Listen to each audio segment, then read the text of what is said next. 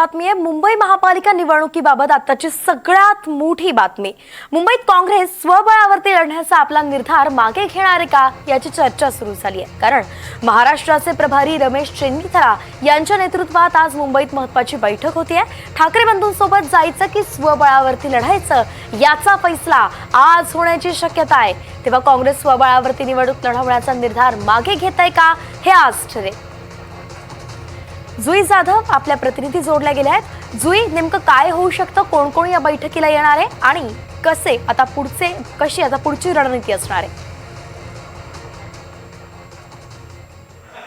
अगदीच आपण पाहतोय वैष्णवी की आगामी स्थानिक स्वराज्य संस्था निवडणुकीच्या अनुषंगाने काँग्रेस पक्ष आता तयारीला लागला आहे। आज आपण जर पाहिलं तर मग काँग्रेसचे महाराष्ट्र प्रभारी रमेश चेन्नीथला हे महाराष्ट्र दौऱ्यावर आहे आणि महाराष्ट्र दौऱ्यानिमित्त ते जे सर्व काँग्रेसचे मुंबईचे नेते आणि महाराष्ट्राचे नेते आहेत त्यांच्यासोबत एक बैठक घेणार आहेत। आता जी सध्या आपण दृश्य पाहतोय ही मुंबई काँग्रेसच्या नेत्यांची आहे। सर्व जे मुंबई काँग्रेसचे नेते आहेत ते इथे जमले आहेत आणि मुंबई काँग्रेसच्या नेत्यांसोबत त्यांची एक बैठक पार पडणार आहे।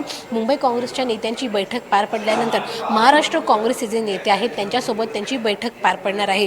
विषय आपण जर पाहिला तर मग आगामी स्थानिक स्वराज्य संस्था निवडणुकीच्या अनुषंगाने अशा पद्धतीने काँग्रेस पक्ष पुढे जाणार आहे। काँग्रेसची रणनीती काय असणार आहे यावर तर चर्चा होणारच आहे। मात्र त्या व्यतिरिक्त एकीकडे ठाकरे बंधूंनी आपली युती केवळ जाहीर करायचा अवकाश आहे, मात्र ते आता एकत्र आलेच आहेत।